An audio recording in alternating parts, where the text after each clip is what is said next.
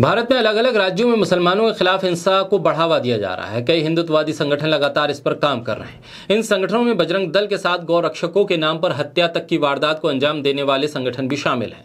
कानून व्यवस्था की खराब स्थिति यह है कि ना तो इन पर एफआईआर होती है और अगर मामला सुर्खियों में आने के बाद एफआईआर हो भी गई तो भाई आरोपी को ना तो पकड़ा जाता है और ना ही कोई गिरफ्तारी होती है, उल्टा मुसलमानों को ही टारगेट किया जाता है। हाल के दिनों में राजस्थान मुसलमानों के खिलाफ बयानबाजी के साथ मुसलमानों के खिलाफ हिंसा की बढ़ावा देने वाली स्थिति में पहुंच गया है, लेकिन राजस्थान में ना तो कार्रवाई हो रही है और ना ही सवाल उठ रहे हैं। बोलता हिंदुस्तान पर मैं हूं आपके साथ पिरसा शाकिर अली बेग। जयपुर में 4 जून को एक भगवा रैली निकाली गई और एक वीडियो सामने आया। जयपुर एमआई रोड का ये वीडियो बताया जा रहा है जिसमें मुसलमानों की धार्मिक भावनाओं को आहत करने वाली नारेबाजी की जा रही है।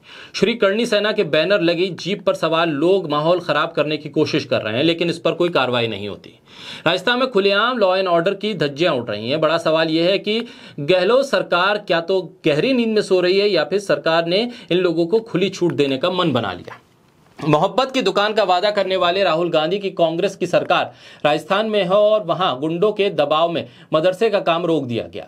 क्या यही है कांग्रेस की मोहब्बत की दुकान? मुसलमानों को मजहबी आजादी क्या राजस्थान में नहीं है? कांग्रेस तो बजरंग दल पर बैन लगाने वाली थी। आखिर ये हो क्या रहा है राजस्थान में? फतेहनगर राजस्थान का एक वीडियो सामने आया है जहां साफ तौर पर दिखाया जा रहा है कि कैसे बजरंग दल के सदस्य हिंदू युवाओं को हथियार चलाने की ट्रेनिंग दे रहे हैं, लेकिन इस पर भी कोई कार्रवाई नहीं। ये तो पिछले एक हफ्ते की कुछ घटनाएं हैं, इस पर कार्रवाई नहीं हुई है। इसको लेकर सवाल यह भी है कि आखिर राहुल गांधी जिस हिंसा के खिलाफ है क्या ये उस दायरे में नहीं आता? राहुल गांधी अमेरिका में तो मुसलमानों पर हो रहे हमलों का जिक्र करते हैं, लेकिन खुद कांग्रेस के शासन वाले राज्य में नफरत की दुकान खुल रही है, उस पर लगाम क्यों नहीं लगा पा रहे हैं राहुल गांधी?